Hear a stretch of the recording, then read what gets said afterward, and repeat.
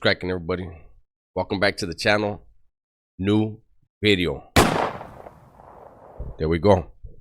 Somebody asked me, hey, can you get a machine gun one? Hold on, I got people calling me already. Make sure the phone's on silent. We don't need any interruptions. Saturday, let me make sure. Yep. Saturday morning, 9:15. We're back at it. Today's video is sparked by a conversation I had with my homeboy last night. He's back out of the hospital. They discharged him.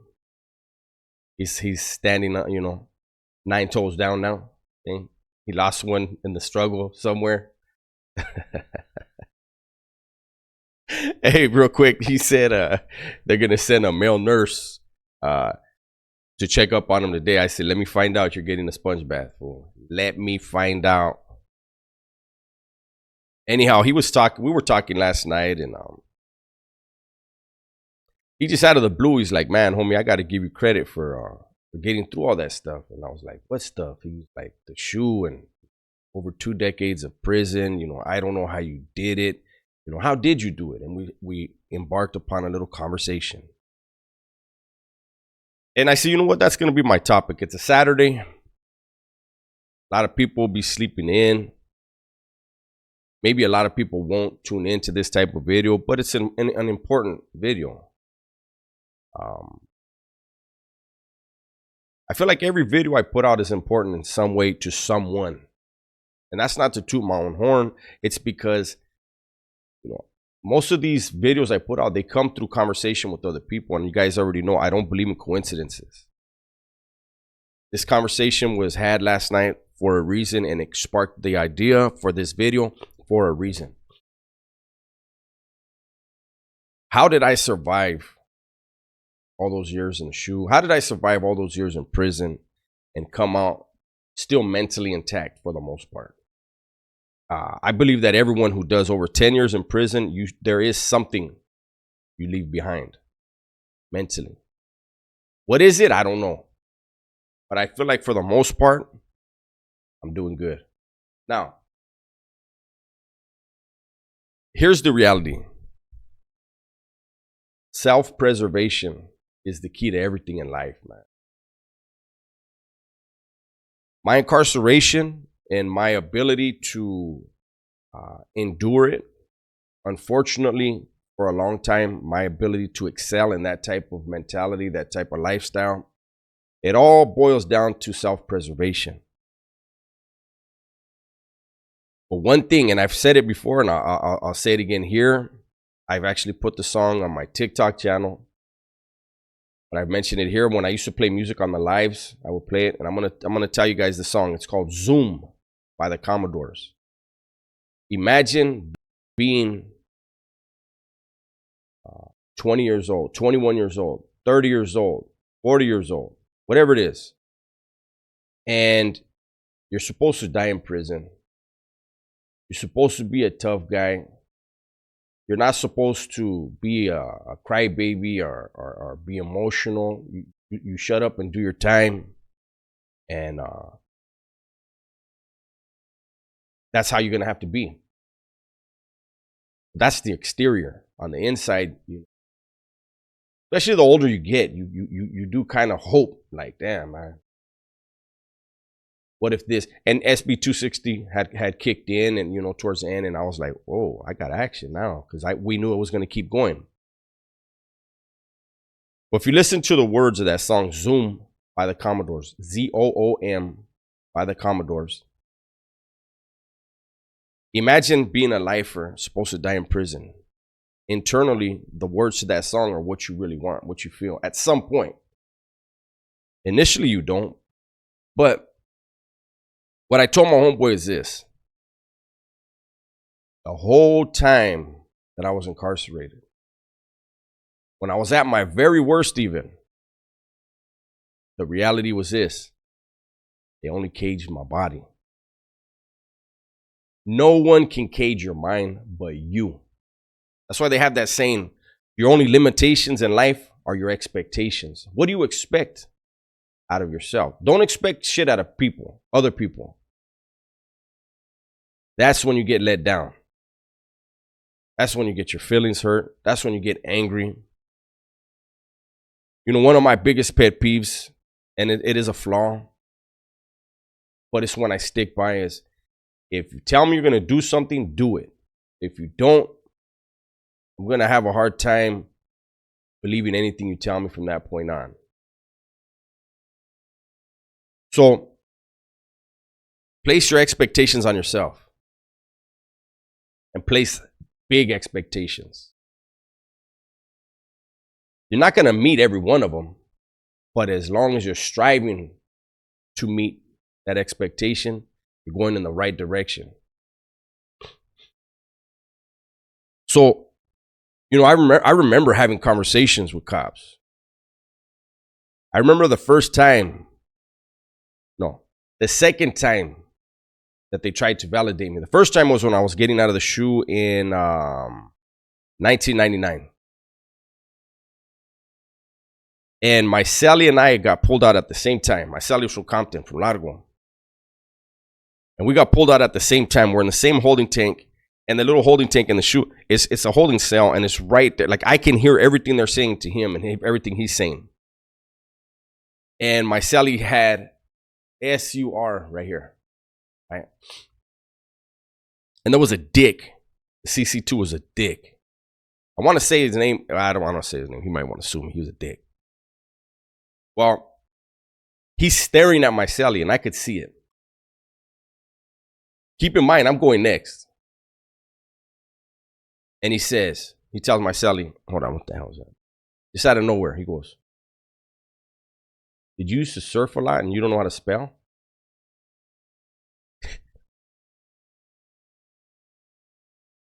And my cellie looks at him and goes, "What?" He said, "Yeah, did you used to surf a lot and you just don't know how to spell?" And my cellie goes, "The fuck you talking about?" He goes, "Well, you have SUR right here. Did you forget the F?" And my cellie said something like, "Did you forget to put the balls on your chin because you suck a lot of dick?" Some shit like that. And I was like, oh, fuck, here we go. I'm next. It's about to piss there. So they're, hey, and they big old thing, "Get him out of here."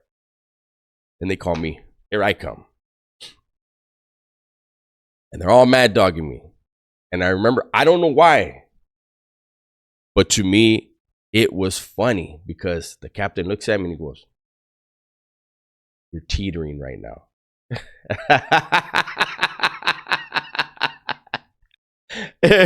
And I was like, "What?" He goes, "You're teetering right now." I said, "What the fuck does that mean?" He said, "You're this close to getting validated." And he started talking shit about my cellie. I was like, man, what the fuck's this got to do with me, man? Are you cutting me loose or not? Because my fucking murder was over. So they cut me loose, right? And that's when I caught the chain down to New Folsom. But anyways, I got real sidetracked with that one. It's too early in the morning, you guys. But no matter what, man, let me just get back to my thought process with this damn video. Is this: no matter what your situation is, be it incarceration, addiction, depression, anxiety, whatever it is, your mind is always free. You can always try to reprogram your mind. I could have stayed stuck in my ways. I could have stayed stuck in my ego. It was comfortable.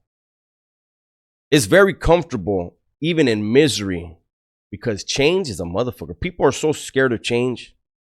You can have the hardest motherfucker on the yard, and you fucking tell him, the who that tells him, "Hey, you got a cell move coming. Watch how bent out of shape he is." Especially in prison, change is not something people want. Unless it's a change that's going to get them out of prison, then they, oh shit, I like that. Any other fucking change, a damn cell move bends people out of shape. And they could have a cell that's fucked up, but it's their cell. So Getting back to the conversation with my homeboy, I told him, I said, look, homie, they never, ever, ever had my brain locked up. You know, I couldn't tell people, like, you know, and I'm like, I got to keep it real. I didn't allow myself very often at all to think about what was going on outside of the walls. But I would hear that damn song, one of my favorite songs, and I would know that's what I want. You know, when he says in the song, I may be just a foolish dreamer, but I don't care, because I know there's something better out there. You're inside that prison, homie, ain't nothing good for you. You're just trying to make it through another day. I've talked about how in there you don't know what your celly's going through. You and your celly could be cool as fuck. Gets a phone call. Somebody close to him died. Maybe his mother passed away or his child. He comes back in. He doesn't tell you anything. You kind of notice a change of temperature because when you're in that close quarters with somebody who's has a history of violence, you're always paying attention to body language. You're always checking the temperature, right? He comes in and because he's seasoned, you really can't tell, you know, I wonder if something happened with that phone call, but, you know, you leave him alone. Somebody comes back quiet from a phone call, you leave him alone, right? And maybe that thing cracks something in their brain where in the middle of the night, they're trying to kill you. You didn't do nothing wrong, but he went crazy. That's how dangerous it is in there at all times, man. Those scenarios happen. They happen a lot. They don't happen, I don't want to say a lot. They happen occasionally. And they have led to death in the cell.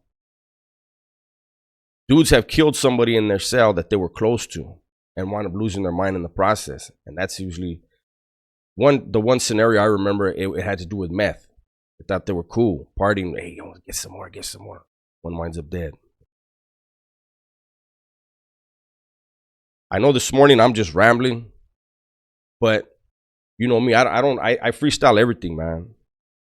I just want you to know, whoever's seeing this, because this is one of those videos, it's a weekend, it's all good. It's going to get to whoever it needs to get to. No matter what your situation, no matter what you're going through.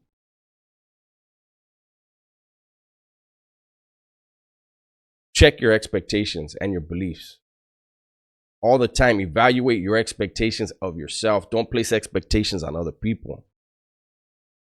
These are the things that got me through prison. Like I said, they never fucking ever locked my mind up. That's why had I allowed them to cage my mind the way they caged my body, I would still be in prison. Or I'd be dead. I'd be dead. Or I'd be in death row. I'd be full of hate. I'd still be blaming everybody I could think of for my incarceration and my childhood and everything else. Never once realizing I made every decision that made other people have to do shit to me, right? But anyways, that's my video for the day. I am going to fucking try calling Free World Robert in a couple minutes. Get something recorded, probably for the small channel. I was supposed to call him yesterday and I didn't, so I'm sure I'm going to hear it. But you guys been wanting something else from us. I think I'm going to put it on the small channel. That's my video for the day. Hopefully you guys enjoyed it. Everybody, please be safe, be smart, and tell the ones you love that you love them. I'm out.